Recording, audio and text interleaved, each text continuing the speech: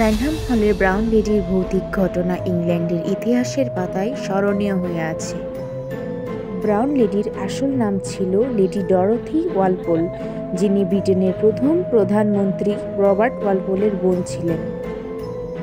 18 শতকের শুরুর দিকে দ্বিতীয় ভিসকাউন্ট চার্লস টাউনশেন্ডের সাথে ডরোথির বিয়ে হয়, কিন্তু চার্লস ছিলেন খুবই বদমেজাজি একজন মানুষ। চার্লস হঠাৎ একদিন জানতে পারে ডরোথি বিয়ের আগে অন্য একজনকে ভালোবাসত, তাই চার্লস রেগে গিয়ে ডরোথিকে রাইনহাম প্রাসাদের একটি কক্ষে বন্দি করে রাখে।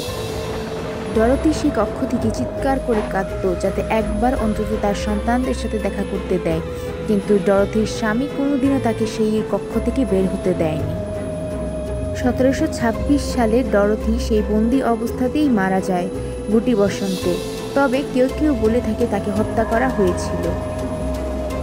এরপর থেকেই সবাই বিশ্বাস করতে শুরু করে রাইনহাম হলের আশেপাশে ডরোথির আত্মা ঘুরে বেড়াচ্ছে।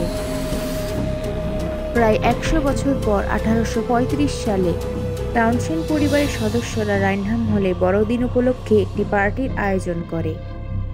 এই পার্টিতে অনেক অতিথি আসে এবং বেশ কিছু অতিথির জন্য রাতে প্রাসাদের বিভিন্ন কক্ষে থাকার ব্যবস্থাও করা হয়।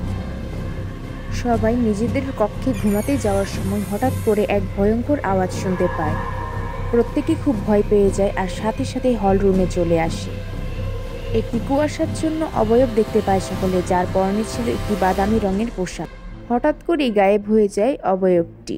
এই ঘটনার 1 বছর পর 1836 সালে ফ্রেডরিক মারিয়াট, যিনি একজন রয়্যাল নেভি অফিসার এবং একজন লেখক ছিলেন, তাকে এই রহস্যের সমাধান করতে রাইনহাম হলে পাঠানো হয়। মারিয়াট 3 দিনের জন্য রাইনহাম হলে থাকতে রাজি হয়। মারিয়াট প্রতিদিন তার বালিশের নিচে একটি পিস্তল নিয়ে ঘুমাতো। প্রথম 2 দিন মারিয়াট কোনো কিছুই দেখতে পেল না, কিন্তু তৃতীয় রাতে হঠাৎ করে একটি জরুরি কাজ পড়ে যায় মারিয়াটের, তাই সে রাইনহাম হল থেকে যাওয়ার প্রস্তুতি নেয়। মারিয়াট যখনই করিডোরের কাছে পৌঁছায়, ঠিক তখনই করিডোরের কাছে একটি ল্যাম্পলাইট দেখতে পায়। মারিয়াটের কাছে মনে হচ্ছিল ল্যাম্পলাইটটা তার দিকেই এগিয়ে আসছে। হঠাৎ করে লাইটটা একজন নারী অবয়বে পরিণত হয়, যা দেখতে হুবহু লেডি ডরোথির সাথে মিলে যায়। মারিয়াট ভয় পেয়ে সাথে সাথে তার পিস্তল থেকে অবয়বটির দিকে গুলি ছুটতে থাকে এবং তখনই অবয়বটি গায়েব হয়ে যায়। মারিয়াট দ্রুত সেখান থেকে পালিয়ে যায়। 1936 সালে লন্ডনের কান্ট্রি লাইফ ম্যাগাজিনের একজন বিখ্যাত ফটোগ্রাফার ও তার অ্যাসিস্ট্যান্ট ম্যাগাজিনের জন্য রাইনহাম হলের ফটোগ্রাফি করতে আসে। ছবি তোলার সময় হঠাৎ করেই তারা রাইনহাম হলের সিঁড়িতে বাদামি রঙের লম্বা গাউন পরা একজন নারী অবয়ব দেখতে পায়।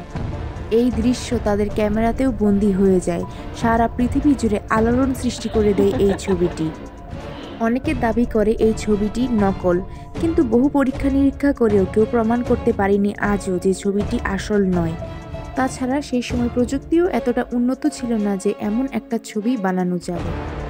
ভিডিওটা ভালো লাগলে লাইক, শেয়ার অ্যান্ড সাবস্ক্রাইব করতে ভুলবেন না, আর কমেন্ট করে জানাবেন নেক্সট কী রকম ভিডিও দেখতে চান।